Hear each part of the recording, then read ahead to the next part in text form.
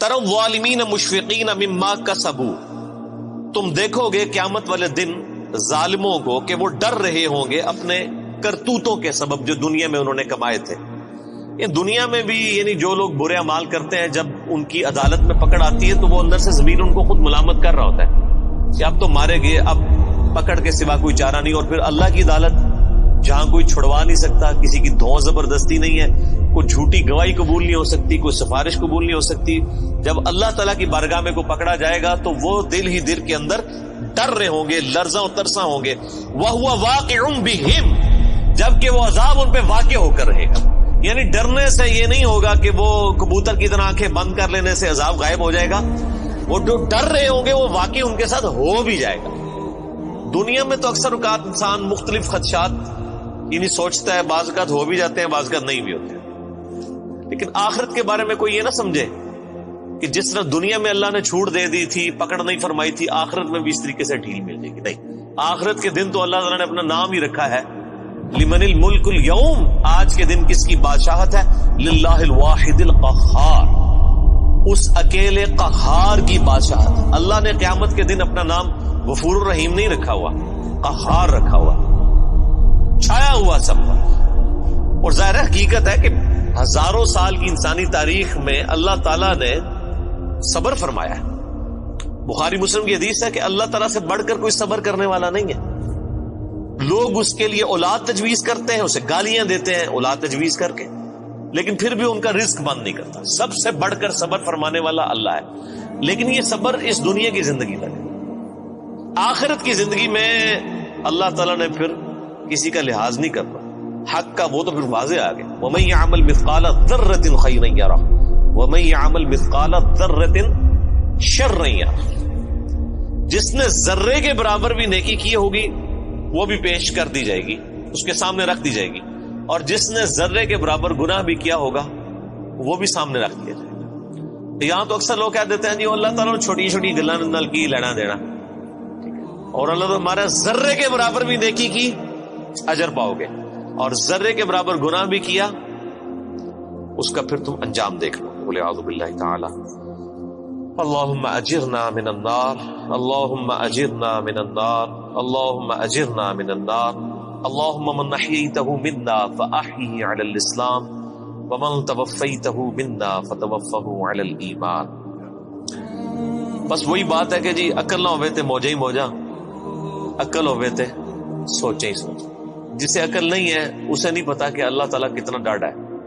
یہاں ہم جب کسی کو وعیدیں سناتے ہیں وہ کہتے ہیں وہ جی کوئی رحمت کی بات کریں، یعنی اللہ تعالیٰ تو سراپا رحمت ہے، یعنی وہ یہ بتانا چاہتے ہیں کہ اللہ تعالیٰ تو چاہتا ہے کہ لوگ گناہ کریں اور بس بغاوت پہ اترے رہے پھر بھی ان کو معاف کر دیں۔ یہ اتنا آسان معاملہ ہوتا تو پھر نبیوں کو نہ بھیجا جاتا، کتابیں نہ نازل فرمائی جاتی۔ جس کو یہ معاملہ پتا ہے اس کے لیے تو پھر زندگی گزارنی مشکل ہو جاتی ہے۔ والذین آمنوا وعملوا الصالحات، وہ لوگ جنہوں نے ایمان قبول کیا اور نیک اعمال اختیار کیے، صرف ایمان نہیں قبول کیا بلکہ نیک اعمال میں استقامت اختیار کی۔ فی روضات الجنات، وہ جنت کے باغوں میں ہوں گے۔ لہم ما یشاءون عند ربہم، وہاں ان کے رب کے پاس ان کے لیے ہر وہ چیز ہوگی جو وہ خواہش کریں گے۔ ذالک هو الفضل الکبیر، یہ ہے سب سے بڑا فضل۔ یعنی لوگ سمجھتے ہیں کہ دنیا میں اعلیٰ منصب حاصل ہو جانا، یا پچھلے دنوں الیکشن ہوئے ہیں تو لوگ سمجھ رہے تھے شاید پرائم منسٹر بن جانا کو بہت بڑا عہدہ ہے، دنیا میں بہت زیادہ دولت کما لینا کو بہت بڑا عہدہ ہے۔ اللہ تعالیٰ ہمارا ذالک هو الفضل الکبیر، اصل میں اللہ کا فضل اس پہ ہے جس نے ہمیشہ کی کامیابی حاصل کر لی۔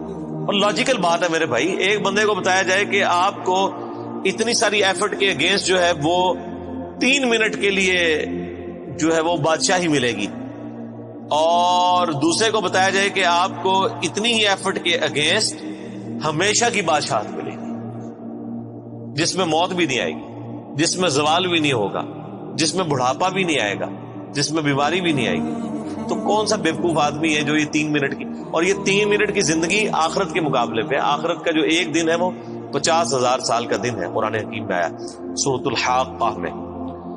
تو آخرت کا جو ایک دن ہے اس کے مقابلے پہ 60 سال کی زندگی 3 منٹ بنتی ہے آلموسٹ. ابھی آخرت کے بعد جو جنت و دوزخ کا فیصلہ ہونے والا ہے وہ تو صحیح مسلم میں حدیث ہے کہ کوئی شخص سمندر میں انگلی ڈبوئے, سمندر میں جو انگلی ڈبونے سے اس کی انگلی پہ پانی لگتا ہے وہ دنیا کی زندگی ہے, اور سمندر آخرت کی زندگی, انفینٹ لائف. تو اصل میں کامیاب وہ ہے جو وہاں پر کامیاب ہو گیا, اصل عقل مند وہی ہے. ذالک الذی یبشر اللہ عبادہ الذین آمنوا, یہ ہے وہ جنت جس کی خوشخبری دیتا ہے اللہ تعالیٰ ان لوگوں کو اپنے بندوں میں سے جو ایمان لائے, وعملوا الصالحات, اور نیک اعمال بھی کیے. قرآن پاک میں کہیں بھی جنہوں کا نا چھڑا ایمان کدھر بھی نہیں ذکر ہویا, خالی ایمان جو کچھ بھی ہے اللہ تیرے محبوب کی امت سے, نہیں. ہمیشہ اب یہ حالانکہ وعملوا الصالحات اسی سے پچھلی آیت میں ریپیٹ ہو چکا تھا, لیکن پھر کہا کہ یہ بشارت ہے, یہ نہیں وہم نکالا ہے, کسی کو خدشہ بھی نہ ہو کہ صرف ایمان کی بات کی تو کہہ جی کلمہ تو پڑھا ایک نہ ایک دن تو جنت ہی چلی جانا ہے. ٹھیک ہے نا جی, وہ تو صحیح بخاری کی حدیث ہے, میری پوری امت جنت میں جائے گی سوائے اس کے کہ جس نے خود ہی جنت میں جانے سے انکار کر دیا. تو صحابہ نے پوچھا یا رسول اللہ صلی اللہ علیہ وسلم کس نے انکار کیا؟ تو آپ نے بڑا سمپل جملہ ارشاد فرمایا کہ جس نے میرا حکم مانا وہ جنت میں جائے گا, اور جس نے میری نافرمانی کی اس نے جنت میں جانے سے انکار کر دیا. یعنی ایک جملے میں پورا دین کور کر دیا. یہاں پہ لوگ کہتے ہیں او جی وہ جناب وہ داڑھی کی اسلام تو نہیں ہے نا جی, اور صرف نمازیں ہی تو اسلام نہیں ہے نا. تو کون کہہ رہا ہے کہ صرف داڑھی اور نمازوں میں اسلام ہے؟ لیکن اسلام میں تو یہ ساری چیزیں موجود ہیں. اسلام میں داڑھی بھی ہے, اسلام میں نماز بھی ہے, اسلام میں حقوق اللہ بھی ہیں, حقوق العباد بھی ہیں, بیویوں کے حقوق بھی ہیں, ماں باپ کے حقوق بھی ہیں, اللہ کے بھی حقوق ہیں. تو یہ ساری کی ساری ٹوٹل پیکج مل کے جو ہے وہ اسلام ہے نا. ادخلوا فی السلم کافہ, اے ایمان والو اسلام میں پورے کے پورے داخل. یہ جو لولا لنگڑا اسلام لیے پھرتے ہیں نا, کسی نے صرف وہ خدمت خلق کا اسلام پکڑا ہوا ہے, کس نے وہ یعنی داڑھی کا اسلام پکڑا ہوا ہے, کس نے صرف پگڑی کا اسلام پکڑا ہوا ہے, کسی نے صرف نماز پڑھنے کا پکڑا ہوا ہے اسلام, باہر نکل کے ساری بےایمانیاں کرتے ہیں. یہ جزوی اسلام اللہ تعالیٰ کو نہیں چاہیے. اس اسلام کی تو مثال کسی شخص کے ایسے نامہ اعمال کا تالاب ہے کہ جس کے اندر مسلسل گٹر کا پانی گر رہا ہے, وہ صاف ستھرا پانی کسی کے کوئی کام نہیں آئے گا. جب اس کے اندر گٹر کا پانی گر رہا ہے اس ملاوٹوں کے ساتھ, حرام خوریوں کے ساتھ, حق تلفیوں کے ساتھ, بدماشیوں کے ساتھ, اس طرح کا دین تو اللہ تعالیٰ کو نہیں چاہیے. اللہ تعالیٰ تو کہتا ہے ٹوٹل پیکج لینا ہے, جس نے داخل ہونا ہے اسلام میں پورے کا پورا داخل ہو, ادروائز اللہ تبارک و تعالیٰ اس کا اسلام جو ہے نا وہ اس کے منہ پہ مار دے گا قیامت میں. جن لوگوں نے نبیوں کی صحبت کی ہوئی, اگر انہوں نے بھی ٹرو رسپانس نہ کیا ان کی پکڑ ہو جانی ہے, باقی تو کسی کھاتے میں نہیں. تو اللہ تعالیٰ بارہ ہے کہ اس کی بشارت دیتا ہے اللہ تعالیٰ اہل ایمان میں سے اپنے ان بندوں کو جو ایمان لائے اور نیک اعمال اختیار کیے.